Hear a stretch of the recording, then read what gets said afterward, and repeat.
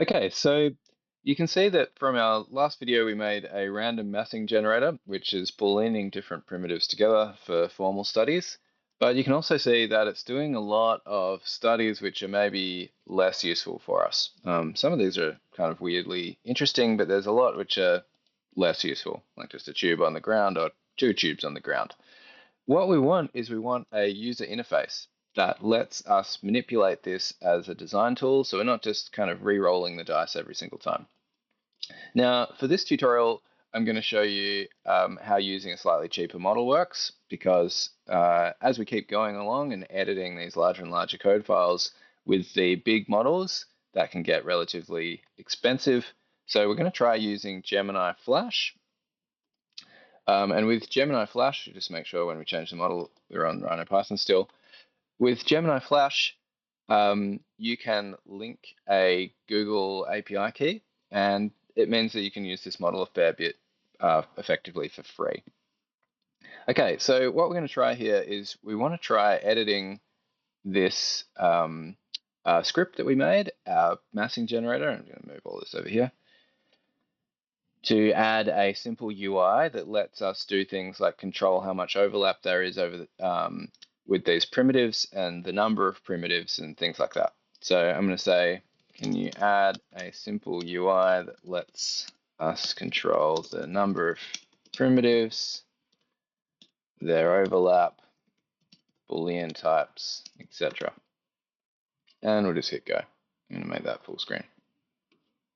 So we're not using Opus anymore. We're using Gemini Flash.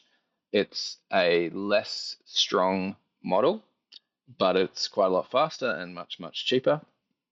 And we're going to see how it goes for this specifically UI design task. So hopefully what we're going to get is we're going to get Gemini writing a little tool that'll give us a pop-up window in Rhino.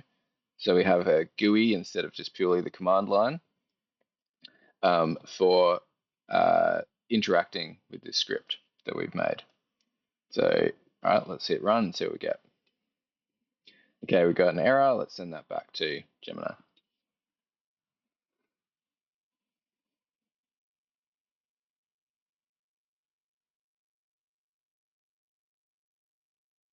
Okay, so Gemini's really, really quickly gone and changed these two lines. Try running that. And this time we're more lucky. We've got our UI. So we've got number of columns and rows, base size. Nice. It looks like minimum and max height. We've got our grid subdivisions.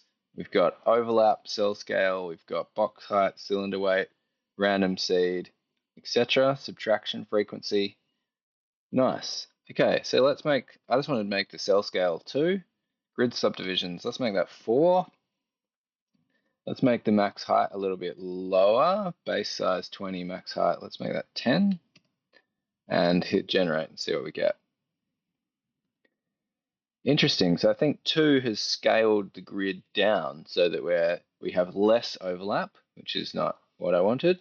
So let's go and chuck that somewhere else. Whoop. And we'll just hit run again.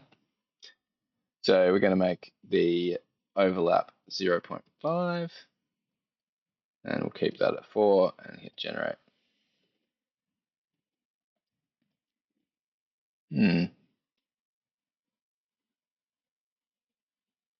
Interesting.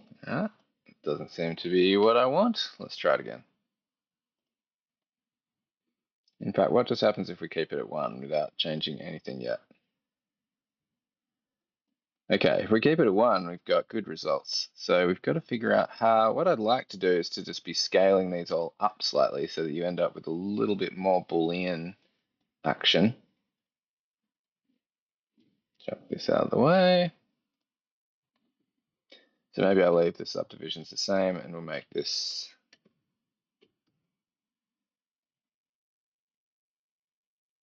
Okay, that's better.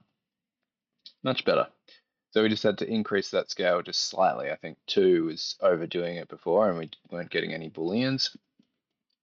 So now we have all of these cylinders that are getting Booleaned everywhere, which is giving a pretty strong aesthetic. So what I'd like to do is I'd like to have a UI that let me choose which primitives I was going to be able to add to this. I think we want to add spheres as a primitive option. In our UI, we want to be able to toggle on or off different primitive types. And we hit go. And you can see now with Gemini, I'm using my Gemini account, and so there's no credit cost for any of these coding iterations here. You're just using your Gemini credits instead. So no run chat credit costs, just Gemini credit costs.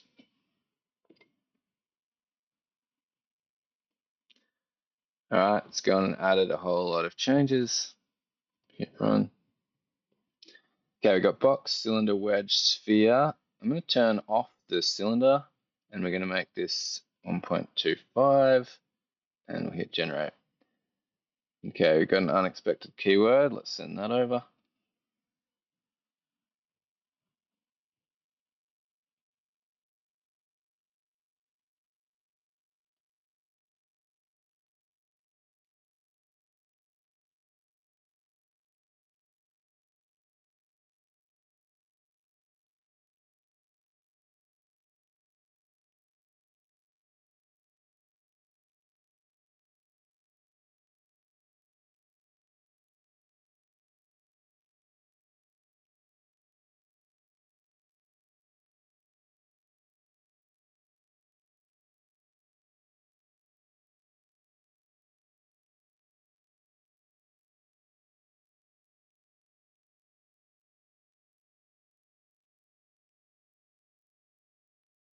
Okay, let's try running that one. Expected and indented block.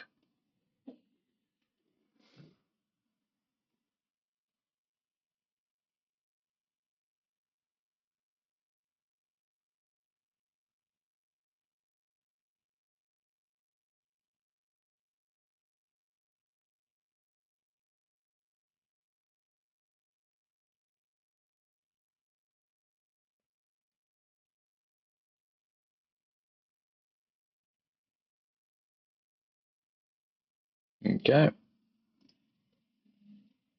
Right, we're back in action. Let's make this 1.25 and turn off our cylinder and hit go. Cool. Now it's putting all of our little spheres everywhere, which is pretty fun. I think I only want the spheres to be subtractive. I don't think I want them to be additive. So let's prompt it to do that. Get these out of the way.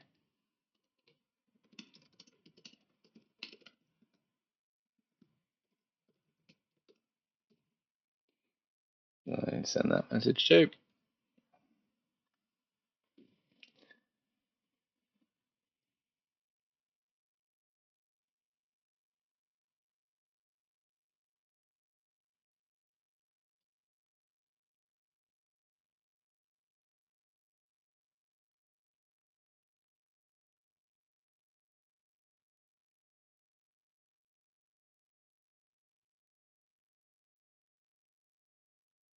Okay, let's run that one. Nice. 1.25. Subtract sphere, add cylinder, add wedge. Okay, let's try that. Yeah, that's better. It's kind of more strange. Cool. So this shows you this kind of back and forward process in terms of prompting to add a UI using a cheaper model for iterations, especially once your conversation gets kind of long. It's sending all of the previous message history each time, and so it does tend to be the case that you'll kind of end up paying more and more credits as the conversation goes along. So switching to a cheaper model for these kind of smaller, simpler edits in terms of just adding UI elements makes sense. And then iterating your way towards some sort of like behavior that you are interested in terms of how this script is supposed to work.